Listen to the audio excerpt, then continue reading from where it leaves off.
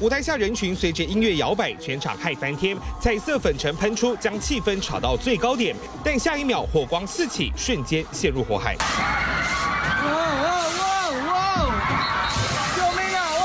橘红色火光，黑色人影到处逃窜，大火来得突然，现场黢黑一片，整个八仙乐园哀鸿遍野。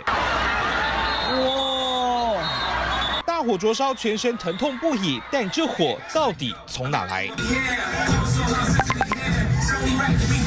彩虹派对进入尾声，8点32分，舞台上喷洒大量彩色粉尘，突然效果由绿转红，大火瞬间延烧。离舞台比较远的民众还误以为只是效果，继续扭腰摆臀。事隔1天，调查报告出炉，当时舞台两侧喷出绿色和橘色粉尘，但是舞台西侧有明火火源，导致粉尘爆炸，加上风大加速火势蔓延，瞬间变成一片火海。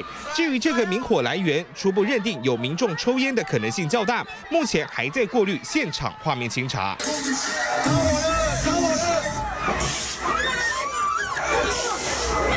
不要退，下走都不要走，不要靠近。粉尘过多，加上又喷火，所以就对，然后就爆炸。全部人都在逃离现场，然后我们在帮忙搬山货，一个一个搬出来，然后每个人身上都是像3度烧伤一样。你看到最严重状况怎么样？全身、脸、身体都是。这种点应该是有人抽烟吧，我觉得，因为现场都有闻到酒味跟烟味。有人听到就赶快跑这样。一开始以为是特效，就是突然引燃这样子，然后前面的高度都是高过头。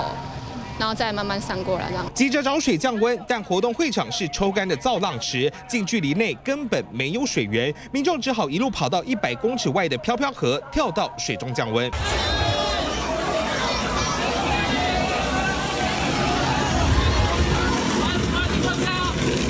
原本开心参加 party， 没想到突然传出爆炸意外，造成500多人烧烫伤。尤其火势除了在空中蔓延之外，也点燃地面上大量粉尘，因此受伤民众大多脚底板被灼伤，脱皮流血，腿部也有大面积烧烫伤，无法行走，只好坐在游泳圈或是橡皮艇上，由人工搬运，紧急送医。一场爆炸意外让水上乐园瞬间成了火海炼狱。记者综合报道。